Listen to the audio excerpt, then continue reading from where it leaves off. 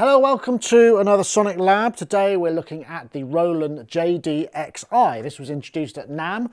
A bit of a surprise to all of us really. We didn't expect to see this, and also its bigger brother, the JDXi. So what this basically is, it's a new product category for Roland. It's got, this is the sort of mini form factor. It's like a starter keyboard, I would say, be fair to say. It's got 129 voices of polyphony. One of those is the new analog voice, which has an analog filter as well. In fact, this synthesizer is known as the analog digital crossover interactive synth. So a lot of buzzwords in there. Why is it called this? Well, first of all, we've got the analog voice, then we've got three other digital parts. The digital parts are based on the Supernatural engine, which things that we've seen in things like the Integra and the Phantom XA, that kind of stuff. Now, there's a sort of a bit of a snooty attitude to digital at the moment, which never used to be the case. And I suppose, you know, if you think about it, digital did us all right in the times when analog was either unaffordable or rare or out of fashion. So this actually gives us quite a lot of power as such a small synthesizer. As I say, we've got 128 digital voices. That's shared between digital 1, digital 2 and drums, and then the analog voice. And that gives us 4 parts altogether, because this also has a 4-part pattern sequencer, so we can record ideas in it. Not only that, but we've also got an input here for a gooseneck mic, which is also included, and that gives us the vocoder as well, and that takes us firmly into the territory of the Novation Mini Nova and also the Korg Microkorg and the Microkorg XL. So it's a small format keyboard, sort of designed with the maybe the person who's starting out, or the hobbyist, or someone who just needs a small setup at home. But what we have here is actually quite a powerful synthesizer engine and ideas sketchpad as well. So let's take a look and see what it's like. So it's a classic Roland plastic case. We've got mini keys, 3-octave, they're quite short. I guess, you know, that's just the nature of having something that's this small form factor. Velocity sensitive, no aftertouch. The only thing that I am finding a little bit hard to see myself is this kind of red on black. I find, unless the light hits it correctly, it's actually quite hard to make out because the contrast isn't all that high. But we've got a pattern sequencer and favourite button here. We've got synth editing capabilities, synthesizer editing capabilities. There's also this area here for patch selection and categories, and these 4 buttons that basically give us each part of the synthesizer. Select the synthesizer part, and that's what the front panel is affecting. Transport controls, and then cursor management, and octave up and down, arpeggiator, and we got pitch and mod wheels here. So around the back here, we've got a power supply, which is included with a power switch, a USB connection, which gives us audio and MIDI, MIDI in and out. This is not class compliant though. We do need to get hold of a driver. Then up this end, we've got an external input, which can be switched between line or guitar level, 1/4-inch outputs for stereo, and a headphone output as well. So coming back around the top here, we've got our gooseneck mic, just flips in. This comes as standard, although this doesn't seem to have the normal kind of wind guard that you get on them. It may be that it just didn't come in this version because this is a pre-production model, but it gives us the usual vocoder mic position. So let's kick things off with the analog voice. I hit the analog synth button here and that activates the panel. So what we have is a 3-wave oscillator, sawtooth, triangle, square with variable pulse width. We can modulate this, but not via the front panel. So go back to here. We've got a sub oscillator, 1 octave and 2, none, 1, 2, and then of course the filter. This is the analog low pass filter.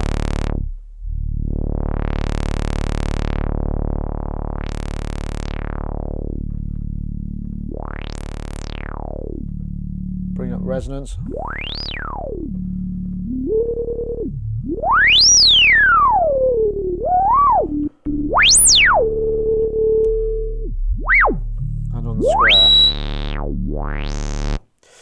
Yeah, okay, you know, I'm not quite sure what it is. It sounds quite Roland. It also steps. There is a bit of, you can hear stepping, but that, I mean, again, this is a single analog voice that gives a little bit of extra flavour. We've also got the ability to edit other factors. So with the envelope, we've got like a decay envelope, through a less gated envelope, then this is a preset. We can get in here and tinker with these a little bit. Just one thing to mention again about the analog voice. The analog filter is either in or out. We can't access these other digital filters on the analog voice. So it smacks to me that there's probably a completely separate path going on outside of the supernatural synth engine. So moving along, we've also got the amplitude level. This basically takes the level of the part, or in this case the single oscillator, including the sub down. Then we've got an LFO, which has multi-wave. We've got triangle, sine, ramp, square. This can be assigned to the pitch, the filter,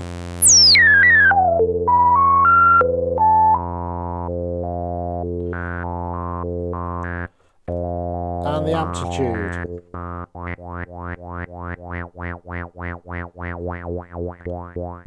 And what's interesting about the depth is you can go positive or negative, so we can take an inverse saw or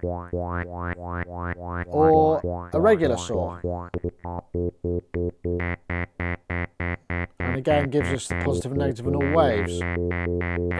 That's kind of your lot from the front panel for the analog voice. But we can get to a lot of other parameters via the menu system. So I hit the menu, tone edit, enter, and then my cursor will take me through all the parameters that we can access here. It gets kind of interesting when we're into the pulse width. So we can actually add pulse width modulation depth via the LFO. Now I can scroll up and down using these values, or if I press the shift key, I get tens. So now I've got pulse width modulation, so as you can tell, I'm happy with that. And interestingly, the pulse width modulation also applies to the sub oscillator as well, as far as I can tell. Anyway, additional parameters. So we've got pulse width, we've got sub oscillator setting, the oscillator pitch, the detune, attack, decay, depth. So that gives us effectively an extra envelope, a pitch envelope. Then we've got filter envelope. We can only have bypass or low pass filter there. Then we've got the cutoff key frequency, velocity sensitivity, resonance, and then an attack, decay, sustain, release filter, envelope filter in here as well, which is again additional. And then the depth and amplitude and velocity sensitivity and so on, amplitude. So LFO, tempo sync, sync note, fade time, keyboard trigger, pitch. You know, there are a ton of additional parameters in here that enable us to create some more complex voices. Now I think I'm immediately thinking, oh, it'd be good to have an editor. At the moment there isn't one, but I strongly suspect that one may come along, just purely because there's so much under the hood. It kind of takes me back to the days when I used to have a D110, and in many ways this is very much of an equivalent of that, because it's a starter multi-timbral unit with lots of voices. And I'd like to be able to get into the access, because you know, there are a lot more capabilities under the hood than you get on the front panel. And you do get 64 pre-programmed analog patches, which have a lot more going on than just what you can do on the front panel.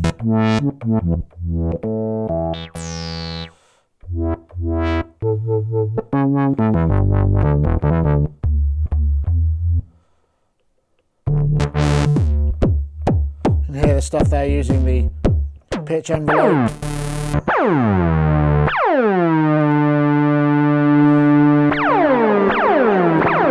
Start dialing in the effects.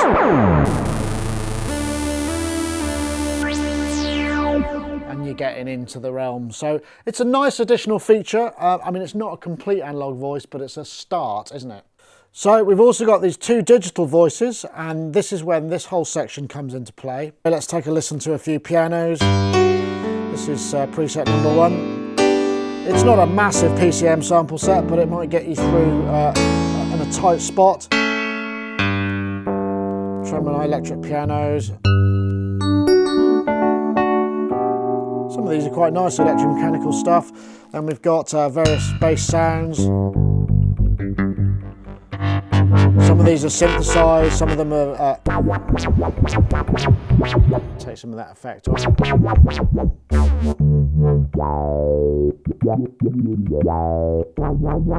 Lead sound.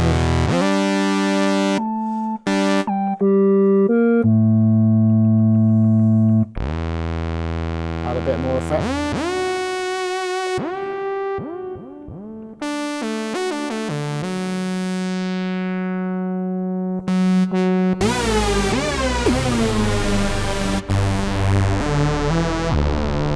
Some nice strings and pads.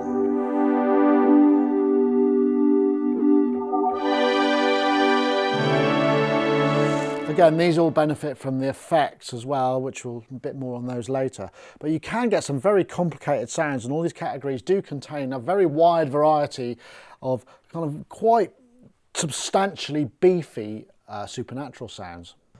So we can come in and edit these by hitting the menu button, tone edit, and you can see we've got a whole bunch of additional parameters that we can access here. And you'll also notice that each of the digital voices has up to 3, I guess they're oscillators, and you can switch them on or off here and select which one you're editing via these buttons. So again, you know, quite a deep synthesis engine, but not as it happens on the surface of it. You've got to dig a bit deeper, and it takes you back to that kind of whole notion. It's a bit like painting the hall through a letterbox. It's a bit like editing a D110, in fact. So yes, I think we definitely need an editor to get the most out of this. Right, next up is the drum section. This is where things get really interesting. There's quite a lot of different classic sound sets.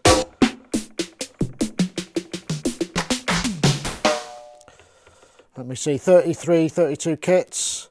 So if I just come back to my 707, 727, that's all great.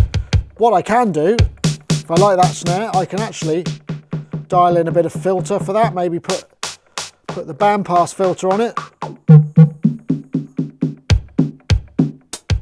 If I want the hi-hats a bit more, I can maybe hi-hat, put the high pass filter on it, get it a bit more silky. And that's per key. That's pretty cool, right, you'd think? But there's more. I can also dial in the effects per key. And these effects are on or off. That's also pretty cool. So I can get some fairly cool kits going on, but there's quite a lot more to this as well. So let's just take this kit, for example. I've got a snare here, and I'm going to edit that snare. You can see this W1 here. I've actually got up to 4 waves I can layer to make this, and they're all switchable by these buttons here. So the first 4 select each one. So now this snare, add the second wave, third, fourth. On this kick I've added an extra, and then on this hi-hat. So now I've made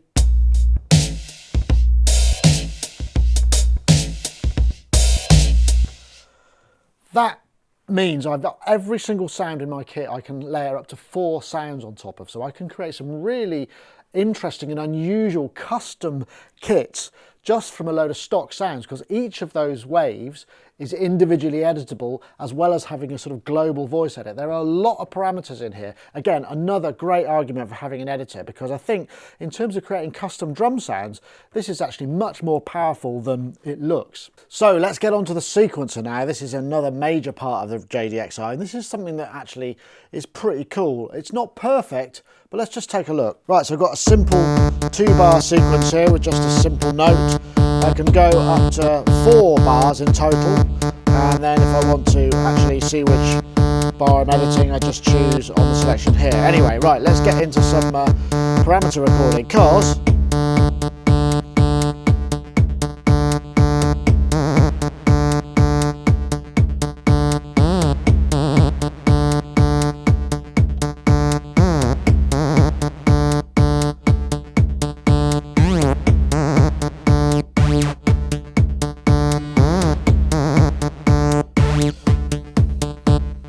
So you can see there, I'm able to record front panel tweaks into the sequence as well. And what we can actually control are all of the knobs on this section here. So the send levels to the effects, the LFO, depth and speed, not the wave, the envelope, and also the filter. So if I just quickly whack a bit of filtering as well.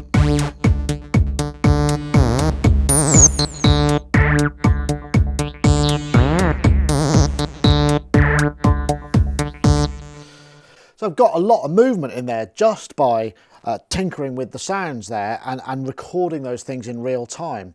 A couple of things that are worth mentioning is in pattern mode, and I think this is a bit of a shame, it's not possible to create a pattern, then move it to another location, tinker with it, then flip back all in real time. The only way that you can store the voice settings, the tempo and the effects and all of that stuff into a new pattern is to stop playback and store the patch to a new location. You can copy parts between patterns in real time, but not real time pattern chaining and generation. And that's sort of, it's just almost, you know, you almost be getting into Ableton Live territory there, where you can just throw a whole load of patterns together and, you know, jam. Unfortunately, that's not the case. A bit more about the sequencer. If we go into the menu, we can set the pattern length, anything to 1, 2 or 4 bars. We can also set the pattern scale setting to 16ths, 32s and 12s. Now that gives us a triplet feel. It's very much like the sort of TR style grid, but there is no swing, so we can't sort of groove it up. We can only have triplets or straights. However, if we go into 32 mode and create a 4-bar pattern, then we end up with 8 pages across 4 bars. So effectively we could, if we ran this at a slower tempo at 16s, we could end up with an 8-bar pattern at 16ths, if you see what I mean. Additionally, we can just use step recording in TR style. So if I select my bass drum, just going to put that on the 4s, and then my hi-hats already on the 16ths, and then maybe I want to put a snare, which would just be on the 2 and the 4. Let's take a look at the vocoder as well. So let's just now try a bit of vocoder. Incidentally, if I want to use the vocoder patch, I can only use it on Digital Synth 1. And also, if I'm using the vocoder, I don't get the analog synth. And now, likewise, if I've got the analog synth, I don't get the vocoder. So the vocoder does take up some DSP. But let's just see what this sounds like. Let's try. So let's just play.